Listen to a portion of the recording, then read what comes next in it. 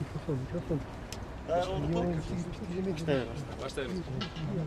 Hurmatlı jurnalistler, bugünkü күндө ошол күчүрмөн чегара кызматына күчүрмөн атайын техникалар тапшыруу аземине өзүңүздөр көп болдуңуздар. Мунун негизги максаты урматтуу президентибиз Садыр Кожоевич Жапаровдун тапшырмасы негизинде чегара кызматын күчтөндүрүү маселеси менен кыргыз мамлекетинин эгемендүүлүгүндө 30 жылдык эгемендүүлүгүндө кыргыз мамлекетинин бюджетинен жеке өзүбүздүн күчүбүз менен биринчи жолу тарыхыбызда биринчи жолу өзүбүз ушундай аскердик техникалар сатып алып атабыз. Бул аскердик техникаларды биз Дубайдан сатып алдык. Бардык аскер техникалар өзүңүздөр көргөн аскер техникалар булар баары брондолгон, чооттолгон аскер техникалар жана булар толук бойдон биздин чегарабызды коргоо үчүн бүгүнкү күндө жөнөп кетишти.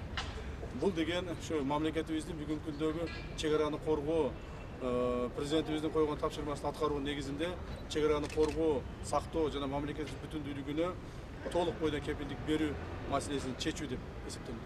Кайсы аймактарга бөлүштү? Техникалар кайсы аймактарга бөлүштү?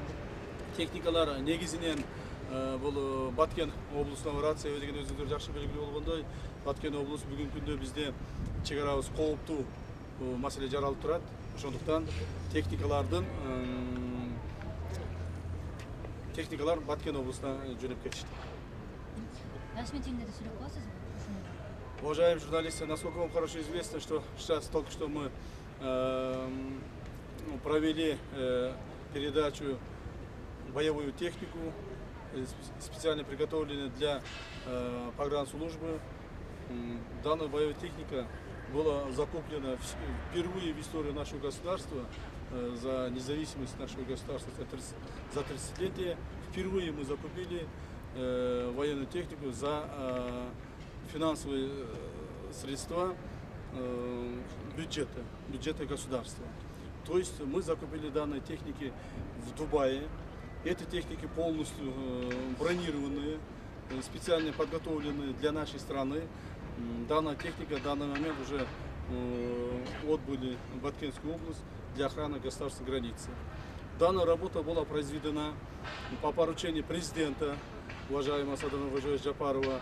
И отныне мы можем как бы быть более-менее спокойным за охрану государственной границы. Сколько единиц техники было? Мы закупили 40 таких бронированных машин.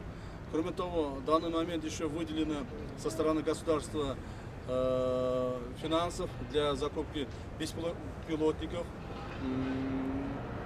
которых скоро сейчас в данный момент изготавливаются на заводах разных стран.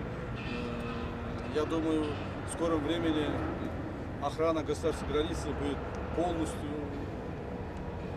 спокойна.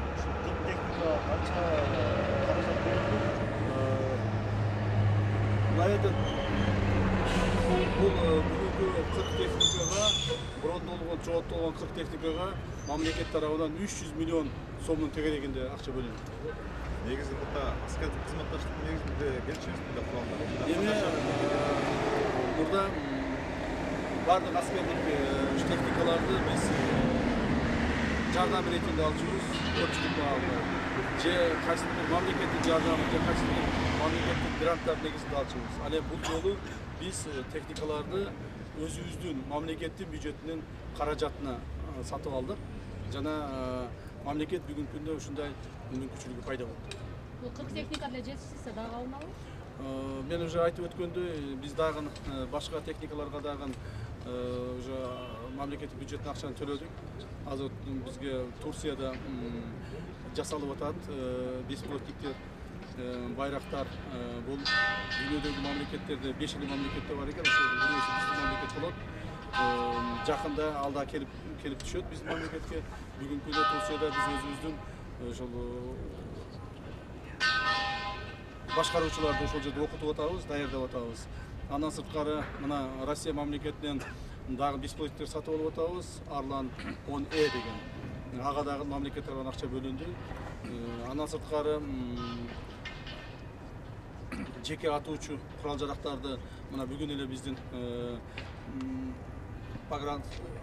чегара кызматынын кызматкерлери чет өлкөдөн келди.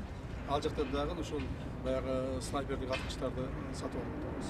То есть мындан ары мамлекет бирөөнүн жардамына муктаж болуп, башка мамлекеттер качан бизге жардам берет экен деп карабастан, өзүбүздүн акчага, өзүбүздүн мүмкүнчүлүк менен сатып алууга бүгүнкү күндө мамлекетте финансы пайда болду жана бул маселени президент тапшырышы менен биз аткарып атабыз.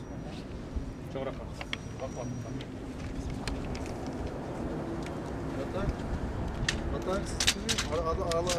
Aralaş bitmesin. Hadi sağ olun.